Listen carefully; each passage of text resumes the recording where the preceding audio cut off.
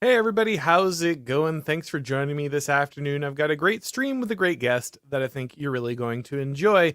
So, one of the things that we like to do on this channel is break out a little bit of political theory whenever possible. Want to go ahead and apply the things, the abstract ideas that we're looking at to the real world, things that are occurring right now, so that we can recognize that while ideas are important and they matter, and grasping them in a theoretical framework is very useful, ultimately, if we can't practically apply those things, if we can't figure out how that theory turns into reality, then the model is no good. The only reason to have the model is that it maps onto something that we can observe. And so a lot has been happening with propaganda recently, both in the UK when it comes to the migrant crisis there and the riots and the way that the UK government is persecuting its own people and forcing out messages through censorship and propaganda. And here in the United States, we're seeing the manipulative launch of Kamala Harris as the media pretends like this person is some kind of charismatic social media star. And so I thought at this moment it would be a good time to go back and revisit a Nick Land essay called Cathedralism. Nick Land is a philosopher I talk about a good bit, and someone who is always great to sit down and crack wise and think about what is happening inside these essays is, of course, your favorite frog, the Prudentialist. Thanks for joining me, man. Yeah, thanks for having me back on again, Auron. It's always a pleasure. Absolutely. So we're going to dive into this essay. I think it's going to teach us a lot. It's a very short one. It's really only about a page or two, but it has a lot to tell us about the way that that propaganda is being applied and why a system of mind control, which is what the cathedral essentially is, becomes the only weapon that the ruling class, the Fox-style elites, can use, which I think is particularly important given, again, the events that are surrounding us both in the United States and the UK. So we'll dive into all of that in just a moment. But before we do, let's hear about job stacking. Hey guys, let me tell you about today's sponsor, job stacking. More paychecks, less hustle, working from home. That's what job stacking is all about. If you're a remote or hybrid worker looking to maximize your earning potential, then consider joining the Job Stacking Mentorship Program. The program is designed by Ralph Haltza, the creator of Job Stacking, to help you successfully implement a strategy that will allow you to collect multiple paychecks from different jobs without burning out or getting caught by employers. Job stacking has already helped many people double or even triple their incomes. Luke Hill, a financial analyst living in the UK, has used job stacking to stack 3 different jobs and went from making $5K a month to $15K a month. But job stacking isn't just about increasing incomes. It's also about helping our guys gain more independence by no longer being a slave to debt or a single employer who hates their values. Andrew Gustafsson, a credit analyst from Australia, is now stacking 4 salaries, which he has used to pay off his personal and student debt and buy a home for his family. If you don't currently have a remote job, no worries. The program is also designed to help you land remote jobs so that you can go ahead and get started. So if you want to double your income and stop relying on a single paycheck from a woke employer, go to jobstacking.com/start now. That's jobstacking.com/start now and book a call with Rolf today. All right, so we're going to be reading this essay from Nick Land called Cathedralism. Now, obviously, Nick Land, in most of his Xenosystems work, and we're pulling this from the Xenosystems blog collection today, is responding to Curtis Yarvin. He's using a lot of Curtis Yarvin's words for the different phenomenon that you're seeing. I know a lot of people don't like the cathedral as a term. If you don't like it, that's fine. The term is not the most important part. The most important part is the idea behind it. So we want to focus on the distributed consensus manufacturing apparatus that does a large amount of the lifting for our ruling elites. And the version of the essay we're pulling today is from the new Xenosystems collection that Passage Press is putting out. The new version collects a large amount of what was in the Xenosystems blog, not just the stuff that was in that PDF that was floating around from Postate Gallery, but it also includes a number of other posts that weren't originally in there. So if you're looking to get this in print and you want to get those extra essays and those extra blog posts that did not get included in that original version, then you do have that option here. But just starting out from the beginning, I'll read the first paragraph and then we'll kind of break in here. It says, imagine hypothetically that you wanted the regime to succeed. Would you recommend cathedralization? Cynically considered, the track record is at least not bad. Planetary domination isn't to be sniffed at.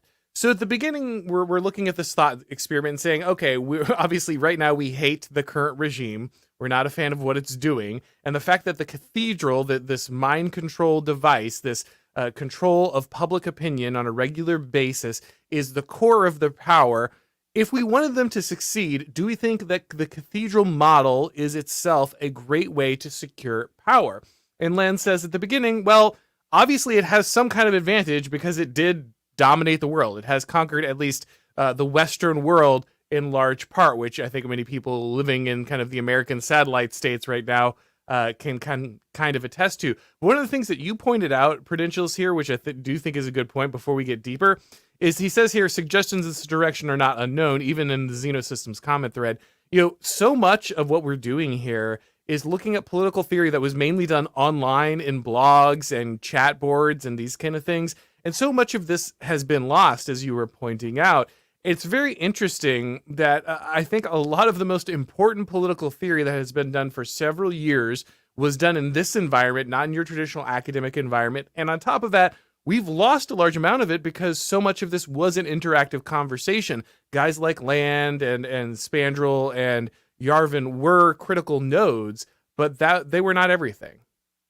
Yeah, I mean, there's countless memes or talking points that get lost in the ether when these blogs or forums die down. And it's sort of funny that the wonderful world of iFunny has turned into this library of Alexandria of forgotten tweets and essays by people that have been banned from Twitter for years or have, given up the digital ghost, so to speak. And again, we don't have access to this. And I mean, if someone does have, some records or some screenshots, by all means, share it, because when people say jokingly, oh, some obscure basket weaving forum, I mean, that could be anywhere from 4chan to some forum where, some of the most influential writers and bloggers and posters of our time used to meet and talk regularly. And that just doesn't exist anymore. But I mean, this is a fun little thought experiment of, well, how can I recommend cathedralization? Can I recommend the managerial process of the total state to the some future dictator of the world? Like, well, if you want to take over the world, this is a pretty good system. Just look at the West. Yeah, I think it's interesting. If you go to like Washington D.C. or some of these areas where the country was really founded, you see that they have these different buildings with plaques on them. Where, different founding fathers met here to discuss this or that. Will be hilarious if someday if we need like a plaque on a given forum. Like at some point, the minds of that informed this political system all met on this chat board. So digital drinking houses for you to discuss your political thoughts on. All right, so back to our reading here. It says the cathedral, or like you said, we could substitute the total state if people prefer that. Defined with this question in mind is a summation of politics into propaganda. It tends, as it develops, to convert all administrative problems into public relation challenges. A solution, actual or perspective, is a successful management of perception. So this is very interesting because, in Leviathan and Its Enemies, Sam Francis focuses a lot on the desire of the managerial class to turn everything into an administrative problem, right? So things that originally were in the domain of kind of the venture capitalist or even in, say, the legal realm, get transferred into these managerial realms where that's where it actually gets adjudicated. Something like arbitration as opposed to official legal procedures, where we turn things that are outside of the managerial solution into a managerial problem, so the managerial class can have control over all of these spheres of society. And what Land is pointing out here is it's in many ways the cathedral is taking things that were an administrative problem and turning them into purely problems of public relations. We take all political problems and they stop being even of administrative process and become primarily about what we can sell to the public. And while that aspect of our country is also operated largely by people we would identify inside the managerial elite, the specific concentration of solutions into this exact formula is very interesting because it has important implications for the way that our leaders develop solutions and apply solutions. Yeah, and I think one of the important things to consider too, especially in the United States, and I mean the UK to some extent as well, but I think that the nature of how our country is demographically plays into it as well is that the matter of public relations is now purely a numbers game. I mean, this is the how you get new people to adopt into your value system that may actually be antithetical to the nation's original stock or to the beliefs that had been traditionally considered American to begin with. I mean, Gustav Le Bon wrote, in the wisdom about the wisdom of crowds, which is the crowd, depending on your translation of it. I mean, he writes that these institutions, their belief system, their ideas are a natural part of the country or a population, as natural as their hair color and so on. And so when you see an adoption of these new ideas that come out of there that can seem either completely foreign or are definitely, say, like the post World War II American right is far more Germanic and Catholic than, say, its more Anglo and Protestant, pre-war counterparts. And you're witnessing like the changing of these ideas. And as these ideas change out, you're also witnessing the change of what kind of people they're trying to appeal to. I mean, it does. Tim Waltz is a good example of this because even though he is a white guy, he's putting on a minstrel show of what a dorky white progressive looks like. I mean, they literally just did a video today about how he doesn't like spice. He's a mayonnaise kind of guy. He doesn't like pepper or anything like that. I mean, just sort of the most blatant sort of like anti-white tropes that you can imagine being put out there for the purpose of how do we get these PR solutions out there. This is a campaign of vibes, the live, laugh, love stuff. And it's less about policy like it was even when Hillary Clinton was running for president in 2016 or even Joe Biden. It's no longer a matter of the adults are back in charge. It's about feeling good. It's about doing so. It doesn't matter what the solution is or that your idea of a solution is price controls in a grocery store, like this is Brezhnev era Soviet reforms. It's about telling people that it's actually okay. And we saw this earlier where I know you and I don't like, well, I don't know if you don't like him, but I mean, Cat Turd's a boomer, but I mean, he was talking about the price of groceries. And you had these regime apparatchiks quote tweeting this guy and anyone who was agreeing with him saying, actually, inflation isn't that bad. The price of groceries are not that high, despite the fact that the data tells us quite clearly you need to be making 11,000 more dollars a year to keep up with inflation from just 4 years ago. So everything being a PR solution, everything about being gaslit that you are actually not feeling the truth, you're just feeling bad because you have, bias or racism or something, tells you that this whole regime that we're dealing with in America is to placate people with this, society of spectacle type deal like DeBoard would write about. And so distract you from like crumbling infrastructure, the national debt, or immigration out of control, and instead make you feel good as we watch these guys dance or pose in their pheasant hunting outfits as if they're authentic ruralites or something. Yeah, the hyper reality plays into a lot of this because you're correct in the how important Tim Waltz's role is here. He is supposed to be the white guy, right? That makes it like, oh, the torch has been handed over. He's okay. I forget which leftist was on MSNBC saying the whole point of this is just to show old white men that having a black woman boss is preferable. He's doing all of these things like talking about the spice or having the real tree camo hat, but they're all caricatures of what some middle class grilling, kind of boomer dad would do. None of it is actually lived. None of it actually reflects many of the things, people coming from that background would care about. In fact, a large amount of the entire program is aimed to eliminate a lot of the people that Tim Waltz is supposed to talk about, at least politically. That make them politically irrelevant. And so it's really about saying, well, just take the shot, just kind of slowly lull off. It's not a big problem. Your time has come and gone, and you just need to go ahead and be a part of this rotation, this process, and here are all the things that, yes, we're putting kind of this old white guy in here into this VP slot, but he's really here to be a character of what other people think about, like what a white old man would be, not what they actually are, not what they actually care about, not what interests they actually represent. Yeah, I mean, when Spandrel wrote in Bio-Leninism that like white guys can still be in the system, they just have to pray to the Great Zimbabwe 5 times a day. what Tim Waltz is doing on this campaign trail, what he tweets, what videos they put out, that's what praying to the great Zimbabwe looks like. And it's Yeah. important to consider that the future of all politics in this, fracturing, crazy demographic situation in the United States, if you're on the left and you're a white guy, that's your role model, is to be a joke, to be laughed at, to be humiliated, and to be on board with this progressive ticket as the most incompetent people continue to run this country to the ground. Your job is to be the dumb father in the sitcom, right? Yeah, Like exactly. Exactly. that's what you're standing in for here. All right, let's read a little bit more of the essay. Land says, for the mature cathedral, a crisis takes the consistent form. This looks bad. It is not merely stupid, as Spandrel recently observes in comments on power. Quote, power isn't born out of the barrel of a gun. Power is born out of the ability to have people with guns do what you tell them to do, end quote. The question of legitimacy is, in a real sense, fundamental when politics sets the boundaries of the cosmos under consideration.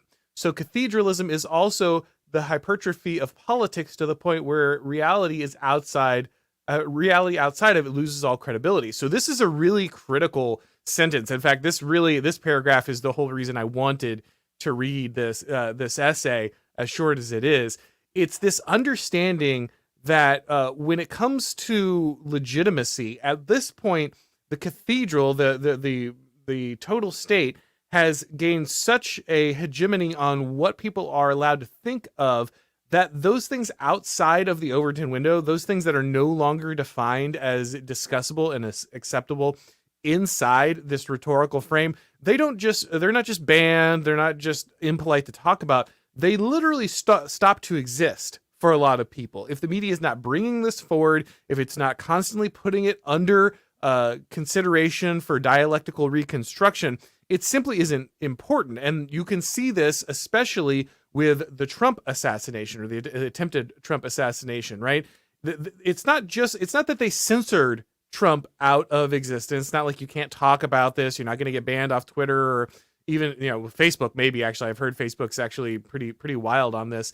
But you can talk about it on YouTube, at least for the minute now. Knock on wood. Whatever. Pray to whatever censorship gods we need to.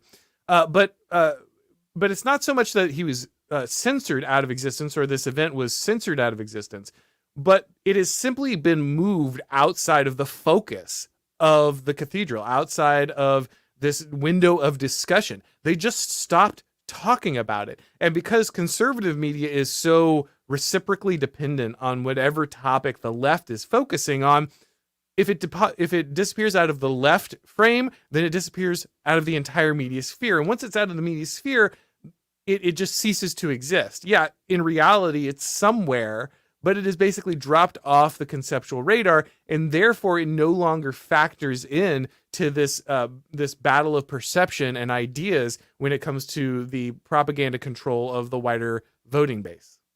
Yeah, and again, the perception matters a lot, specifically only to its adherents.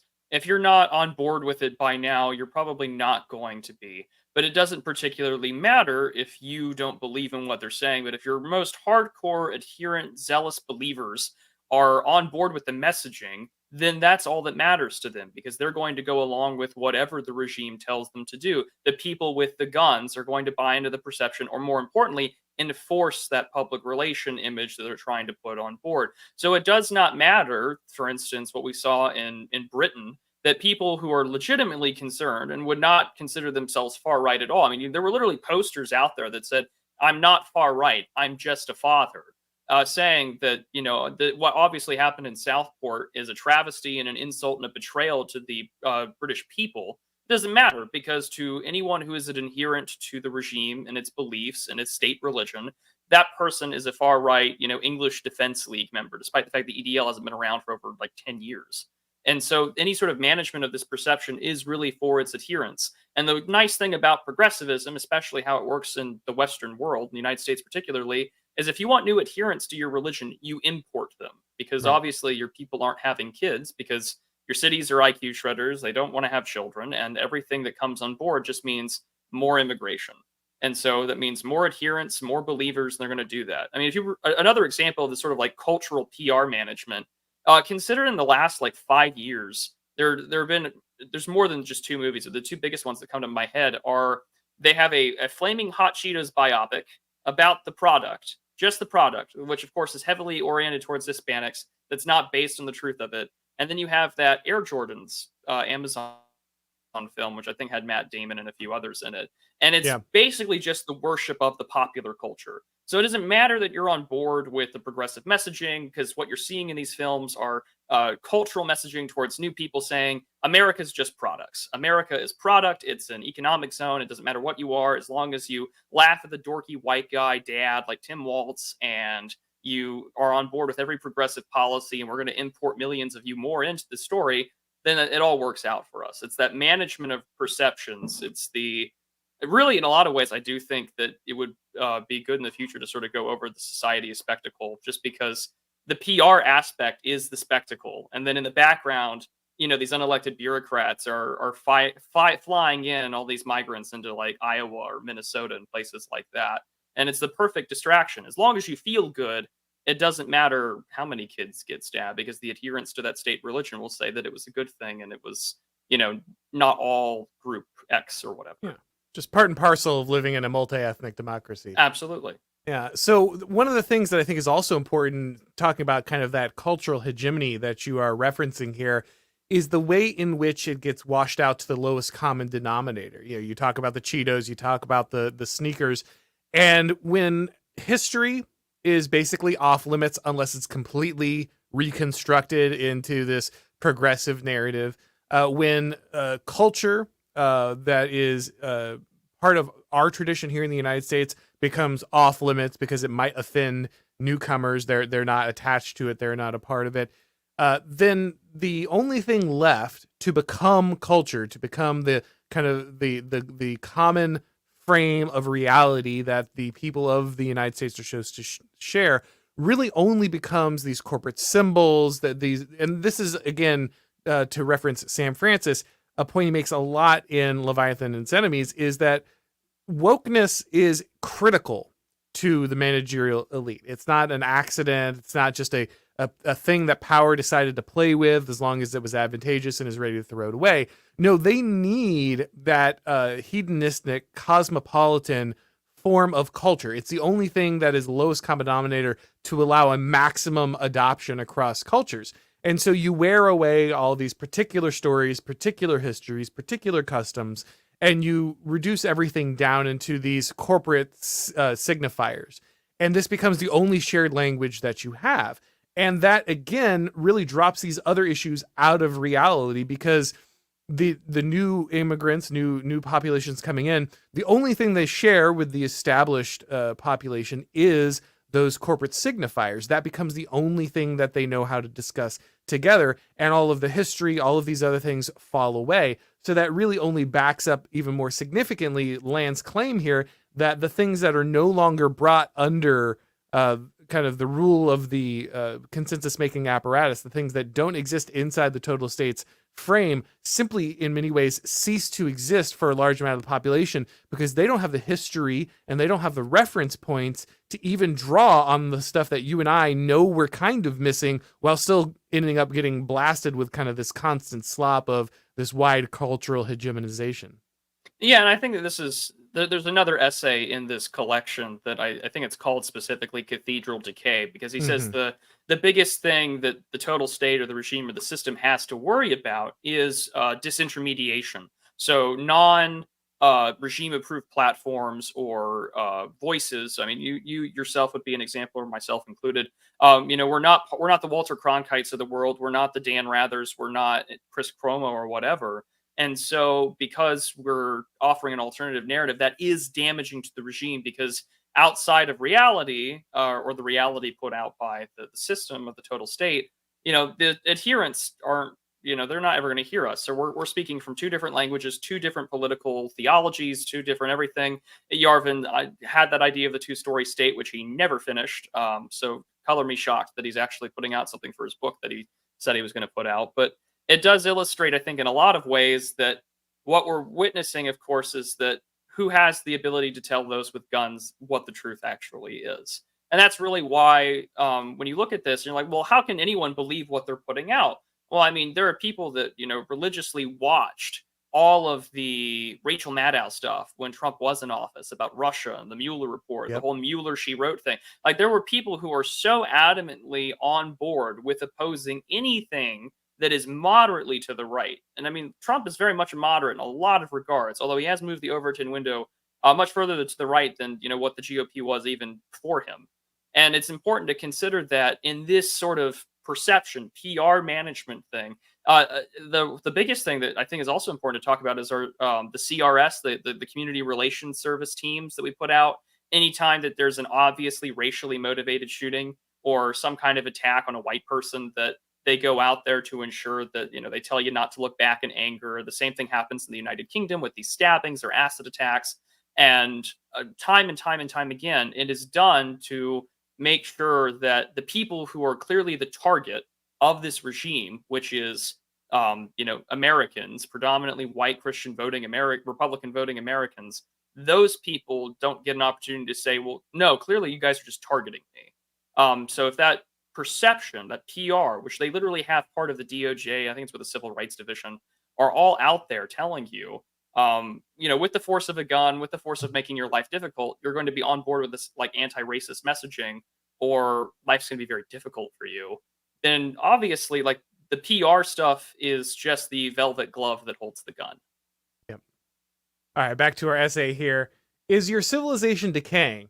Then you need to persuade people that it's not. There's something that describes our situation now. I don't know what it is. If there still seems to be a mismatch between the problem and solution here, cathedralism has not entirely consumed your brain. To speculate confidently further, you're not a senior power broker in a modern Western state. You're even, from a certain perspective, a fossil. So it points out here that one of the things that the cathedral is doing is covering over the fact that the system is itself dying, which, as you pointed out, is another essay that I think we actually did an episode on before, so people can go back and check that episode about cathedral and decay if they'd like to get more on that specific essay. But one of the most important things that the mode that gets switched over here is that it's not just about controlling the people, it's about making sure that they don't realize that the regime can't output the material promises that it had made previously. At least before, when the cathedral was pumping out a large amount of propaganda, that propaganda was layered on a relatively prosperous, relatively it's the type of society people would want to live in materially, if not spiritually, for a certain amount of time. But that is no longer the case. We see this now. Our candidates are arguing over how much more income, or how much child tax credit can they get on there to finally get people to have kids.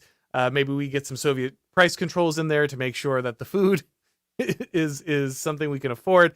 Giving everyone a $25,000 down payment on their first home. I'm not an economist, but from what I understand, if every single person, all looking for the same commodity, suddenly receives an infusion of money of the exact same amount, then the increase of price of that commodity will more or less be equal to the amount that they were handed. Probably more, actually, because it spirals out. So these are all insane solutions. They don't really make a lot of sense in the long run.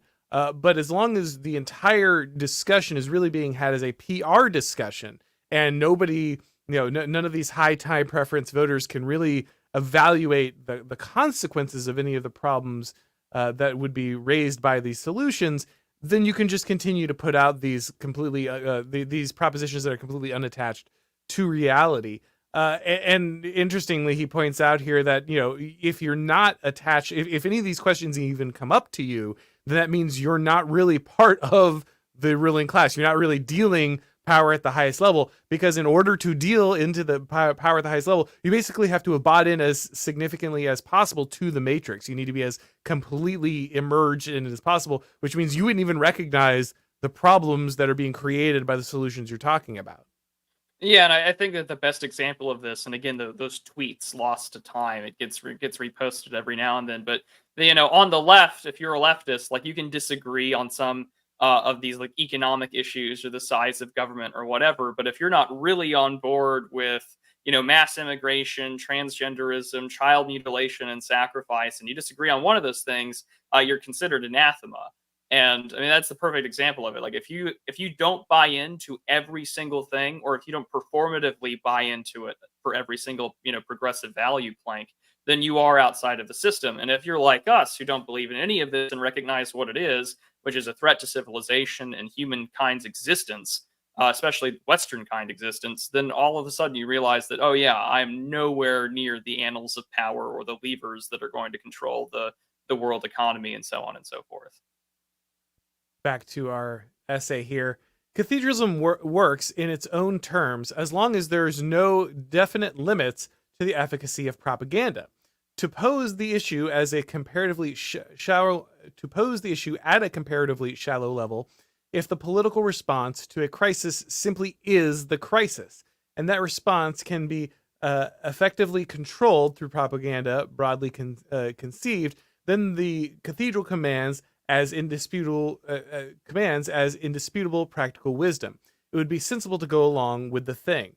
So he's saying that as long as the issue can be fully resolved through the application of propaganda, then the cathedral system works, right? Because it is a master of this particular application of power.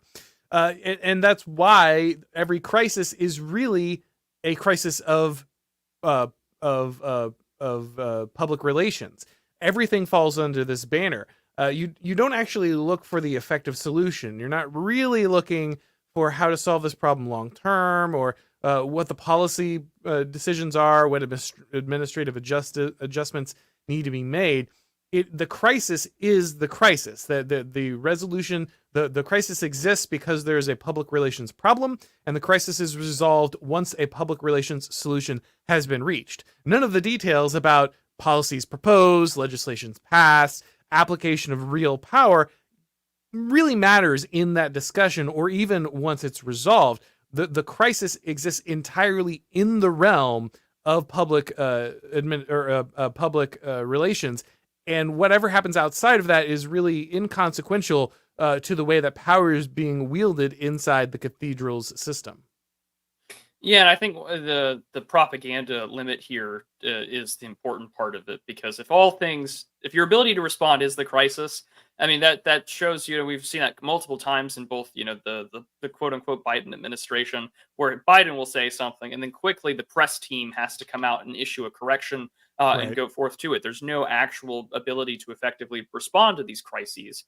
And in doing so, this is when the propaganda blitz comes out. It's about vibes, it's about feels. We're going to solve these issues. We're going to stand with this. And it's the same kind of social media slacktivism that often gets criticized as far back as like Coney 2012 about how to actually address issues and problems. To sort of build off of this aspect of propaganda, I mentioned Gustave Le Bon earlier about the crowd. A critic of his, Elias Canetti, wrote a book called Crowds and Power. I think it was in 1960.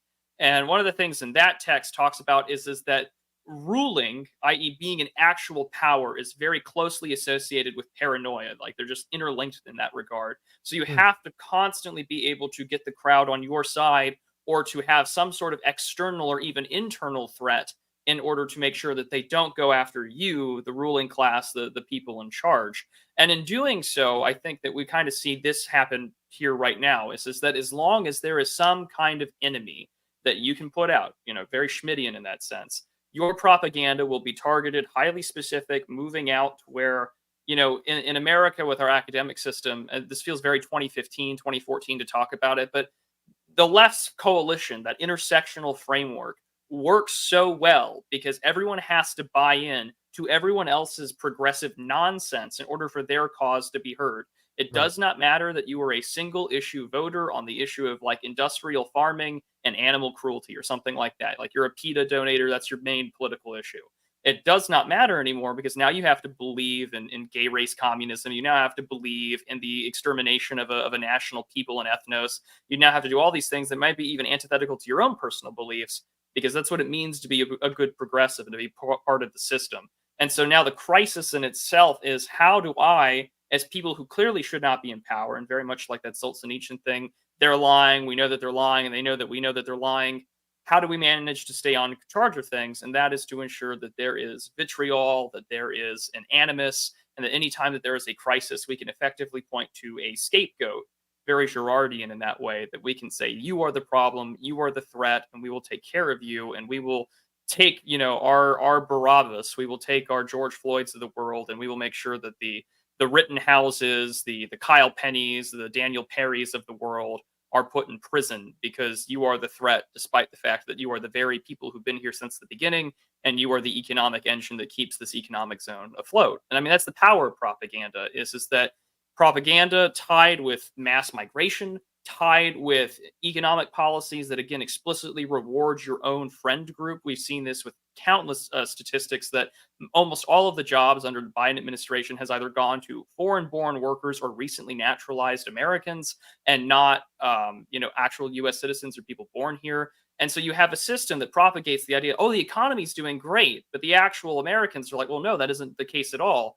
But we know that in a system of propaganda and a system of crises, what matters is rewarding, ensuring that your core believers don't turn on you, and that when there are crises to respond to, I mean, the whole Israel-Gaza conflict inside the left has been a great example of this, is that you find a way to get everyone back on board and on messaging.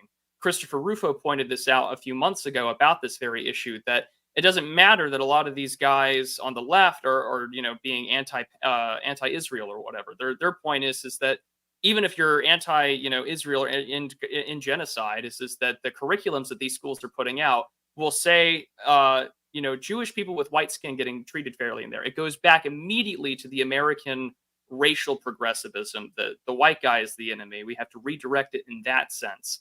And so all of a sudden, the progressive, crises of narrative control comes right back into everything that you talk about in your book, everything that this essay talks about, that managed perception of reality to your most adherent, zealous believers, your clients, that says, if you're not with me, then outside of the world is 1950 and life is over for you.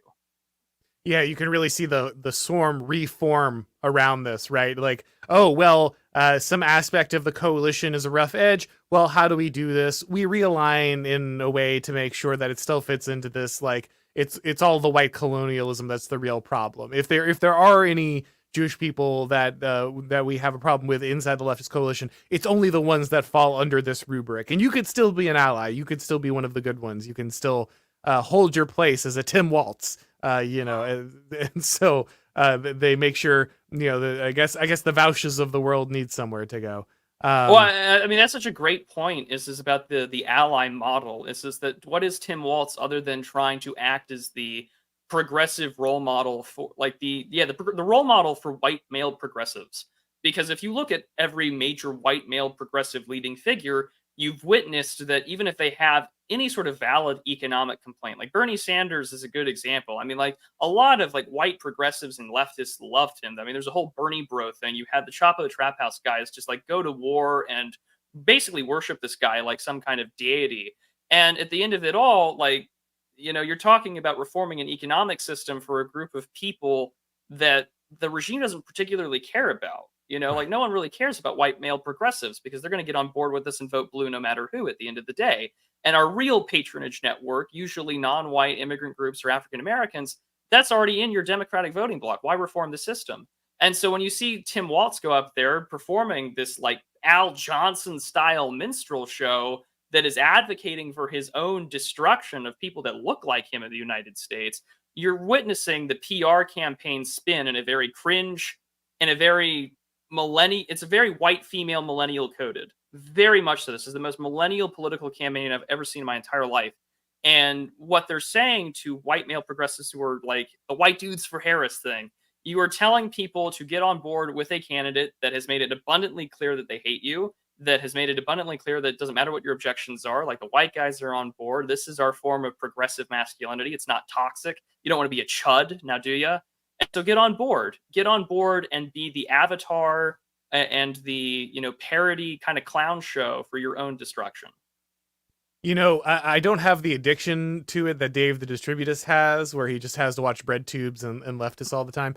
But from time to time, because I do want to grasp a decent amount of theory, I will listen to or check in on some of these like Marxist theory cell guys who are putting out videos because I want to grasp something that unfortunately right wingers just have not have grappled with. And the most consistent thing that you find is that these guys are so desperately in denial about what's gluing their coalition together.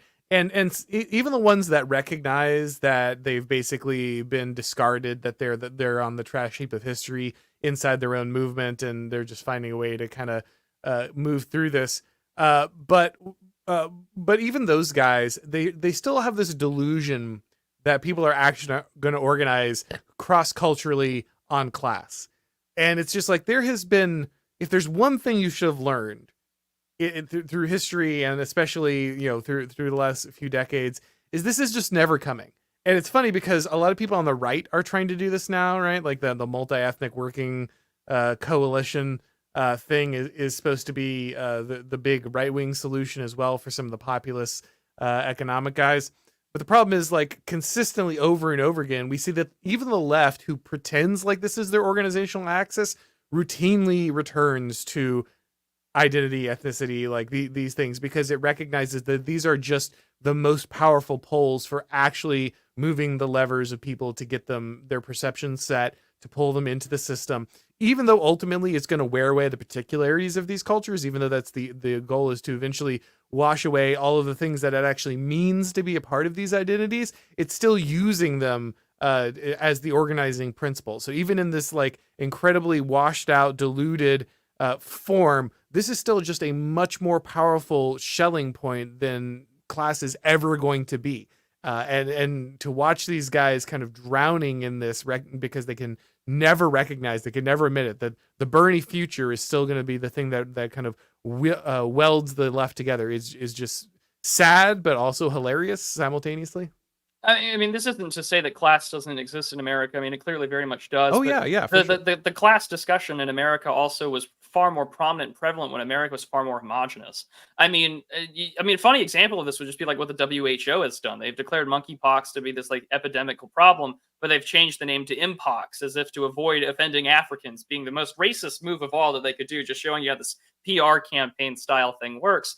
But it does illustrate that even for people who are in these like actually a perfect example is, and I'm going full bore on him and I've done it before, but like Sora Bamari is a perfect example of this. Like he will talk about the workers and how bad things are for them. He wrote a whole book on it, Tyranny Inc.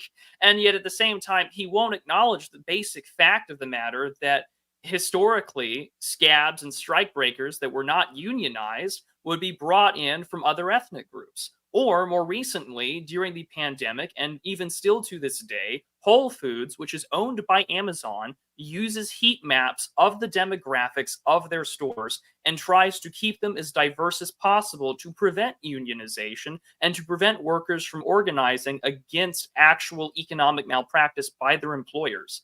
And so, again, all these things that we talk about, like, oh, it's economics, oh, it's about class.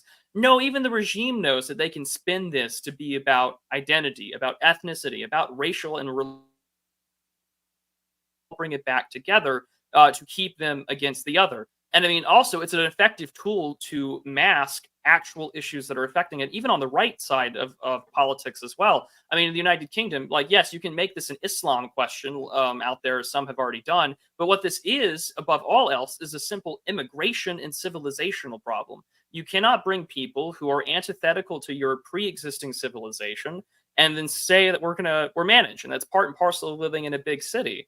But at the end of it all, if you make it only singularly about one issue, say Islam, which is a very real threat to the West, regardless of the decayed Christianity inside of Western Europe and America, you're still dealing with the fact that people are coming in at record rates. Some of them are Islamic, some of them aren't. Your ability to have good houses and safe neighborhoods in a place where everyone speaks English is slowly decaying, and they're hunting for you, and they want every small piece of the Shire to be as diverse as London. And so it's not just one particular issue. And again, it's this whole PR and the spinning of perceived management. I mean, one of the best parts of the open letter is when Yarvin talks about the manipulation of procedural events to get a desired result. It's the same thing that Nick is talking about here, where he's talking about the manipulation of perceptions to get a desired vibe, essentially. If Right. the vibe is desired and we all feel hunky dory despite the fact that 3 white English children were stabbed, then the regime is won. And clearly, Keir Starmer is going to slam down on them as hard as he possibly can. And as you had talked about your show, I think last week, I mean, what is happening in the United Kingdom is the most real life example you can pull of the total state that makes the American regime blush in a lot of ways of what it wishes it could do to people like you and I. Yeah, the level of just complete information control that they require to shut this down, and it again is very interesting. Yes, the police are being deployed. Yes, he did talk about having a standing army of these guys, that kind of stuff. But ultimately, this is a battle of information in the UK, making sure that certain words are censored or banned, threatening platforms that if they don't do the censorship work of the government, that they'll get thrown out, making sure that people are terrified of even retweeting information because the government might not like, you don't need to actually post it. You don't need to actually lie. You just need to share something the government decides that they don't like, and all of a sudden you're toast. This is all there because they recognize that the free flow of information will allow people to understand what's actually happening. And that is the most dangerous thing. They need to handle perception. No, things are fine. We're not looking back in anger. We're all moving on, just like we all moved on from the Trump shooting, just like we all moved on from the shooting in Nashville that left, several children dead in a Christian school. We're just moving on. We just don't know anything about the motivations here. We can't know more. These are like natural disasters. No one is responsible. And so the most important thing is for the community to pull together. And that is all possible because of this narrative control. Same thing with the Kamala Harris campaign. Kamala Harris is a deeply unlikable person. She's an absolute disaster. Everyone knew this for a very long time. She was such a disaster that even though she was supposed to be the heir apparent to Biden, he was supposed to step down after one term. She was so embarrassing. Even going to children's events, like doing like high school or middle school events, people were laughing at her because she was just so dumb. And so she got shuffled, over to the kids' table and still failed. And so everyone knew this. But all of a sudden, the media comes out and says, "Oh no, actually, she's a social media star. Look, here's her dancing. Here's people in a crowd somewhere," and right wingers buy it immediately. Right? This is the power of the PR battle. Is that even people on the right who should know better know all the media does is lie. Know that all they do is manipulate. Even they immediately fall because if the cathedral is saying it, if it's under this, then that is reality. Nothing exists outside of it. Everything exists inside of it. You might have heard that quote somewhere before, but this is really the understanding: is events can only be real to the extent at which they are inside the media cycle, and if they are outside the media cycle, they just aren't happening anymore. But at the end of this essay, Land does point out that this model is failing here. We'll read this last little bit. If, however, imagine this, if you can, manipulation of the response to the crisis is actually a suppression of the feedback required to really tackle the crisis, then an altogether different story is unfolding. Is reality subordinated to the cathedral because and exactly so far as the people are?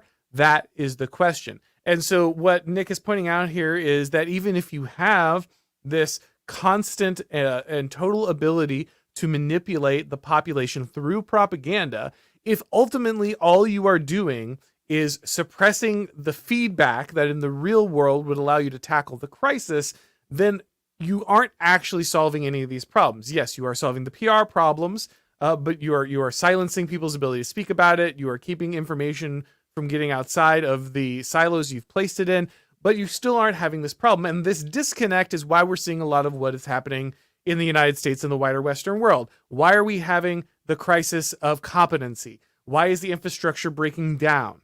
Why, as you point out, Prudentialist, are the solutions that are being offered not actually delivering any material results for the people who they say they are helping? And the answer is that all of these, as you say, are vibe solutions. They are simply perception solutions. They have been completely separated from their real world application. And as long as this feedback loop is closing on itself and excluding the real world applications of their solutions, then you can go ahead and accelerate, right? And this is what we see: is we have a closed, self-exciting feedback loop. And so what we get is accelerationism for PR solutions. So why not throw out price controls, right? Everything is perception. Everything is just, we don't actually have to think about how economics works. We don't really need to understand supply and demand when it comes to housing. We don't really need to understand the well-being of people because everything is a PR solution and everything is solvable inside that framework. If it can't be solved by the cathedral, then it's just not real anymore.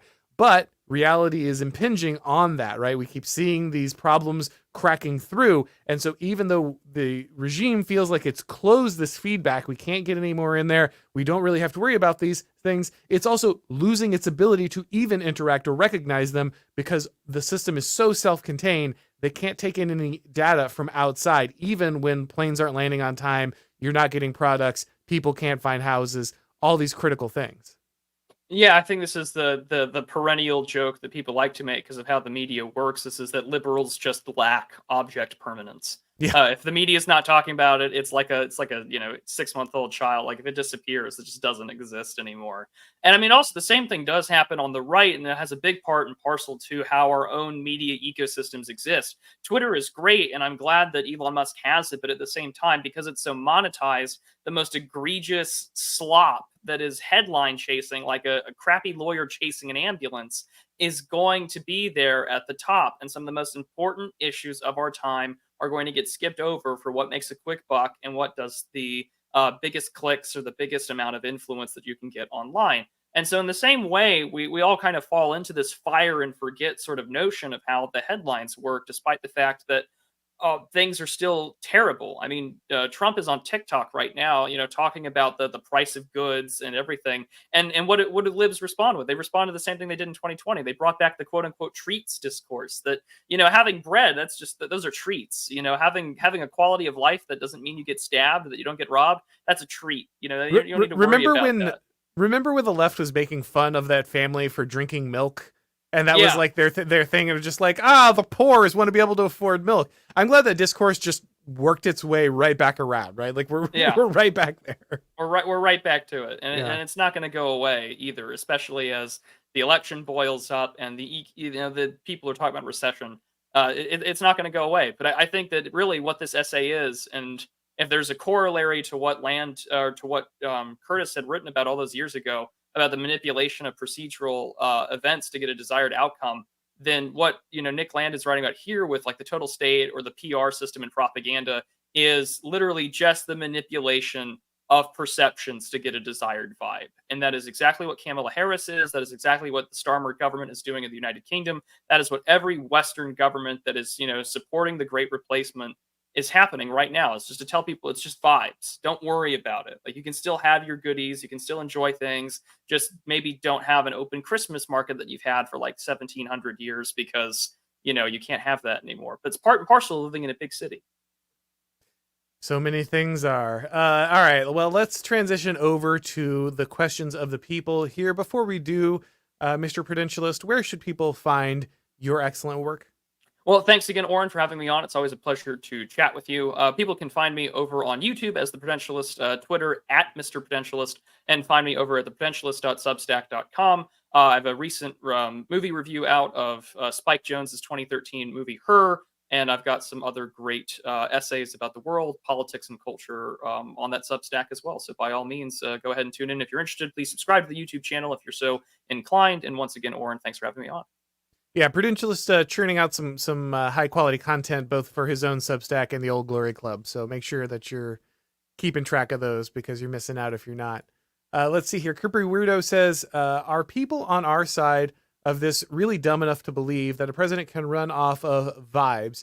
Nogo is calling cons weird is smart and it will work. Is the DR just reaching for a hot take? Well, the quick answer is yes. Of course, the DR is just searching for a hot take. To be fair, a candidate can win off vibes. Let's make that very clear. Donald Trump was definitely a vibes candidate. A lot of people, I think one of the key things, he's kind of returned to Twitter, but he's still not kind of doing spontaneous posting the way that he used to. It seems like a lot of prepared campaign responses on Twitter. He really needs to get back in that mix, because it was that vibe, it was that momentum, that build. I think a lot of what is missing that wasn't there that was there in the 2016 and then wasn't so much in the 2020 is that meme magic feeling. And I don't think people should discount the role that hyperstition played in bringing Trump into reality.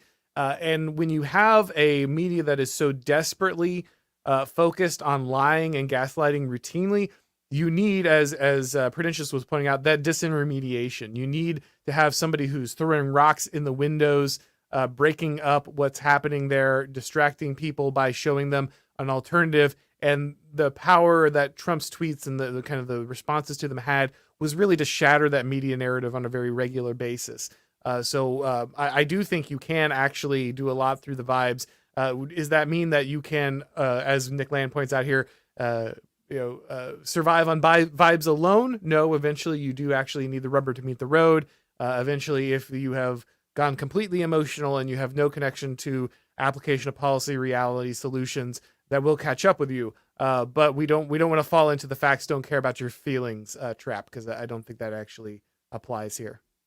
Yeah, and I mean the other difference too with can candidates win off vibes is that even regardless of being I mean Bill Clinton on Arsenio Hall and Yeah. playing the saxophone. I mean, like, that's a huge vibe shift, even though he's a progressive candidate at the time. I mean, it's an important thing to consider that if you can tell people, like, actually this is how the vibe in the room is, or how the room is actually read, it does go very far. And also, let's not consider let's seriously not just discount how many people are just sort of mindless drones that will happily vote for D anyway because they think that that's what makes them a good person. Like, that is a vibe. The moral accountability of feeling good about yourself, being a good progressive, being zealous in your belief system, that motivates a lot of people. And as we obviously can see on Twitter, and as we saw from numerous talking heads on there, the vibe is my enemies are giant doo-doo heads and I want to humiliate them and kill them. And I mean, that's sort of what it is there. So if the vibe is vote for me and your enemies die, like, that's not a bad messaging when it comes to the vibe of the Kamala Harris campaign. We are going to be dancing and throwing coconuts in people until all the kulaks are liquidated. Like, vibes can go a very long way, both leftward and rightward in discourse and politics. Yeah, do not underestimate that. The Masquerade says it's pretty absurd when we are reduced to the idea that the thing we can learn from non-white people is how to eat spices. European imperialism was based on conquering spice production, producing regions worldwide for centuries. Yeah, I always make the joke that if you have ever eaten the food in England, you understand why that empire conquered every other nation in search of spices. It makes a lot more sense there. Yeah, I mean, it's just a terrible anti-white meme, and unfortunately, anti-whiteness is the core, it's the cornerstone of the Democratic Party of the United States. It is the glue holding that coalition together. There's just no Yes. way to avoid that truth. Seneca says, watching your cognito hazard of a stream from yesterday, Prude, can't decide if I hate you for exposing me or if I'm merely disappointed. What was your stream on yesterday? So I did something for patrons, and I'm going to do a monthly show, or I call it the Discourse Corner, and I review these sort of memes or things that are in the ecosystem. So the next episode is going to be about the phrase "nothing ever happens." But no, I talked about with my friend David Herod from Tukey's Mag, and they have a great podcast called The Sidebar. They review all of the literature and fiction that people like Dan Baltic and others have written out. And we were talking about that god-awful Wojak with, like, the fat girlfriend and everything like that. And we were talking about psychosecurity, but how it was sort of a return to form for all these memes, like, Prince of Zimbabwe from, like, 2016 and earlier, where it's these male memes that are criticizing things that men do and criticizing you for settling. So don't settle for that, hefty porker. You can do better. And that's what we were talking about yesterday. Believe in yourself, young man. Yes. Thuggo says, after 50 years of Keynesian economics and Federal Reserve money printing, people thought nothing could go wrong. Yeah, I mean, the one thing we know is that no amount of understanding monetary theory ever solves this problem, because the incentive for the government, whether it recognizes it or not, especially when it's a democracy, is to just sell the future off to the present. That is always the sacrifice they're going to make. So no amount of sound monetary policy. Yeah, it's not that we don't know how it works. It's simply that the people in charge just don't care. Yes, and as our friend Dr. Per Byland will obviously point out all the time, there are still people who believe in, modern monetary theory and who think that Keynesian economics is the way to go. And obviously, as we look at our economy today, we know that's not the case. But hey, the vibe says it's okay, and we're still going to believe in it because that's what keeps this progressive engine running. Robert Weinsfield says, "Thank you for digesting these political theorists. I find guys like Land, Evola, Burnham, etc. interesting, but inaccessible without a summary." Yeah, I mean, we're doing these exegetical readings in a sense, and uh, you can read a lot of what Land did in places like Xenosystems. I think it's a little more accessible than some of his other stuff, say Fang Numina, but it still helps to have someone come along and read and work with you on these things. And we're kind of doing this together. That's the nice thing. Prude comes in, we're working together on it. You guys give us our feedback, and so everyone can kind of have an easier time understanding it. It's like a small university class you didn't have to pay for. Doing our best to recreate that environment as much as possible. Creeper Weeder here says, so Land's argument is that Power of the Flesh from Conan movie from the 1980s. I appreciate that summary. Yeah, what is best in life? Yeah. Basically, yeah. Uh, uh, Gabby of Limburg says Prude's reenchantment essay is a true masterpiece. I know I read that one. That was like a little over a month ago, right? It's been a couple of months. It's also okay. It's also a video that you can find on my YouTube channel. It's literally just called Reenchantment, and I think that people can appreciate that. It's about, if you want it in video form, it's about 42 minutes long, but it's also on my Substack, theprudentialist.substack.com.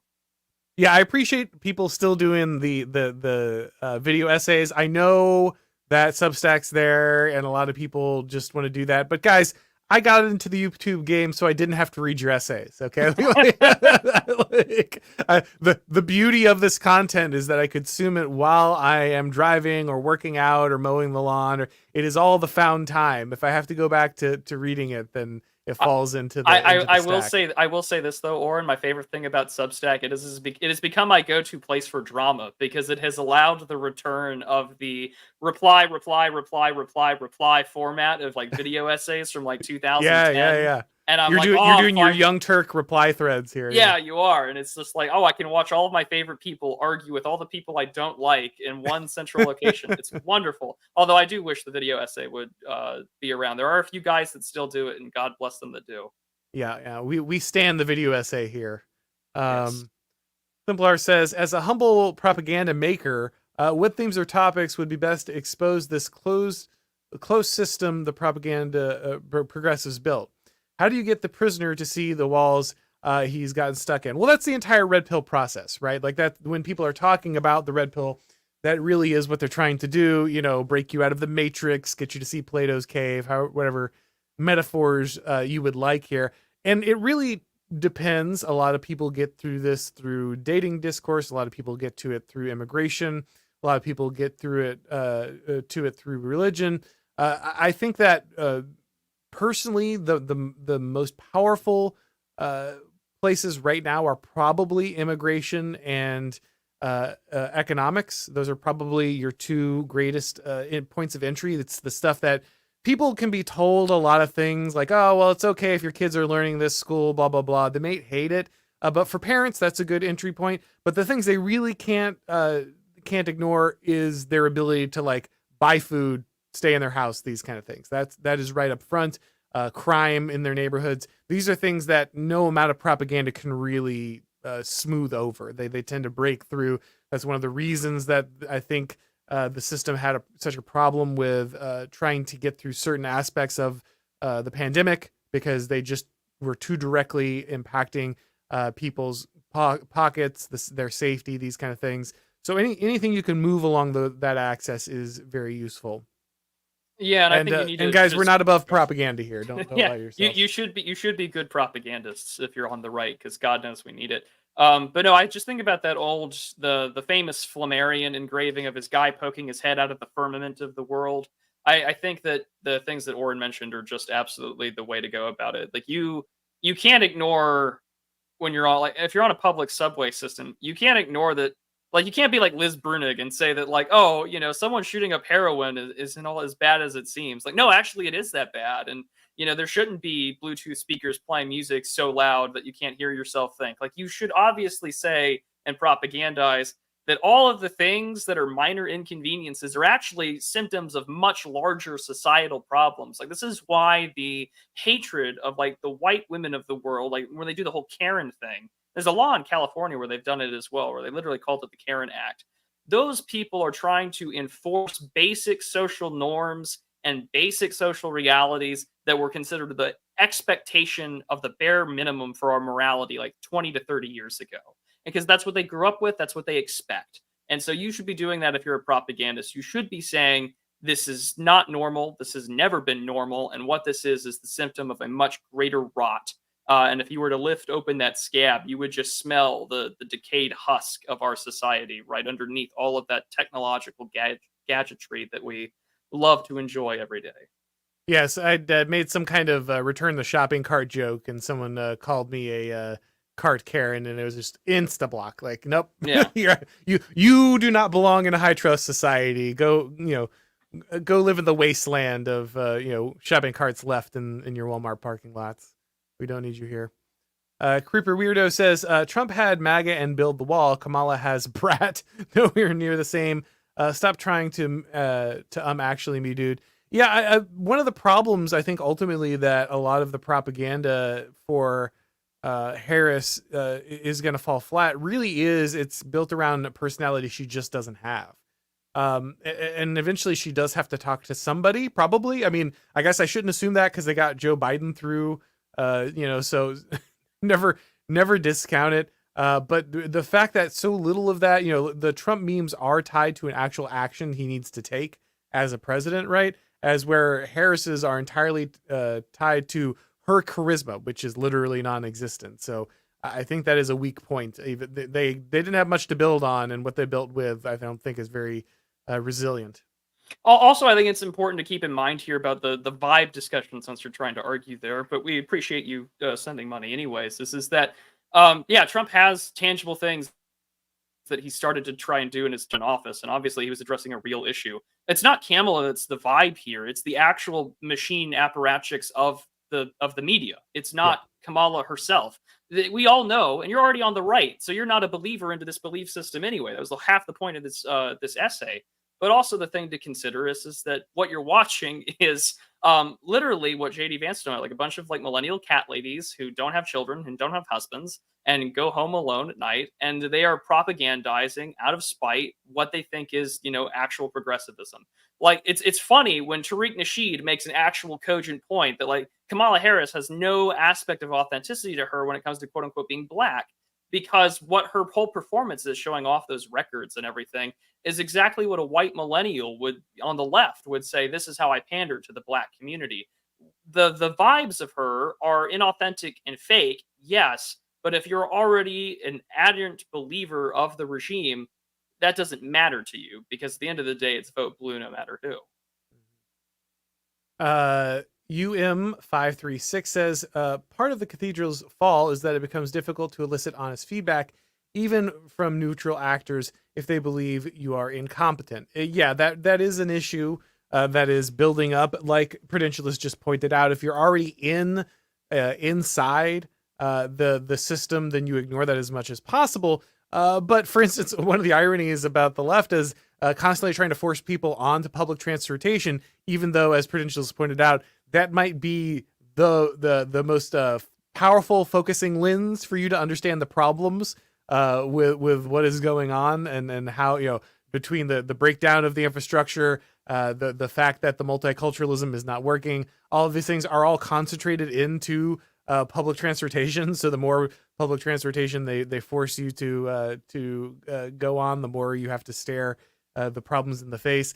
But that is a consistent problem, is that just the real feedback is not bringing. And again, this is what Pareto talks about when he talks about the circulation of elites, right? Eventually you freeze out every opinion, all new blood, all competence, because you only want adherence. You only want people who are the exact same wavelength and belief as you have, and eventually you just force too many competent people outside of the system, and that's what generates a very rough circulation of elites in that scenario.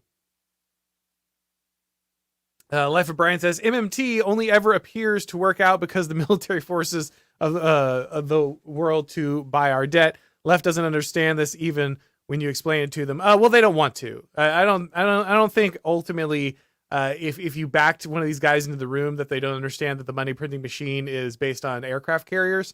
I think somewhere they know that, but it's certainly not an argument they're ever making to the public.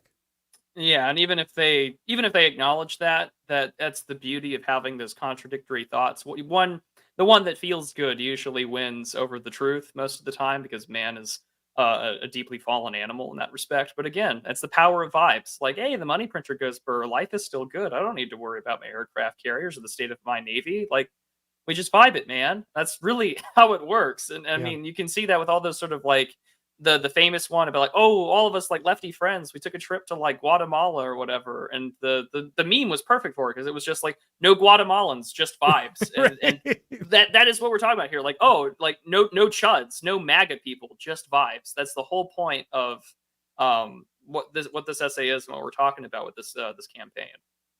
And finally, Thomas Squire says, I got into YouTube fame, so I don't have to read your essays, quote Auron. I mean, it's true though, right? Like, true. Like we're all listening to the YouTube video essays because we didn't we had all this time where we were doing the wagey stuff. And then we foolishly thought, hey, I could do that. And yes. then, we've been blessed with success. And here we are. Here we are, for better or for worse. All right, guys. Well, we really appreciate everybody coming by. I'm just joking. I'm very honored by the people who have chosen to join us here. Without you guys, we wouldn't be able to do what we're doing. If it's your first time on this channel, make sure you go ahead and subscribe to the Auron McIntyre show, both on YouTube and in the podcast form. You would want to turn on the notifications and click the bell to make sure you get live streams here. And if you decide to sign up for the show on a podcast platform, make sure you leave a rating or review. If you'd like to pick up my book, The Total State, which we've referenced several times here, you can, of course, do that on Amazon, Barnes & Noble Books A Million. I've had a lot of people asking me about the audio version, and I'm glad to finally tell you that it is actually coming out. The publisher is finally moving forward with the audio version, but I still don't have a date. So it is happening. It's real. Sorry that has been in limbo for so long, but it is in the works. It is going to be coming out. So I will let you know as soon as that is available. And of course, make sure you're checking out all of the Prudentialist work on Substack and his YouTube channel and on Twitter. Thank you everybody for watching. And as always, I'll talk to you next time.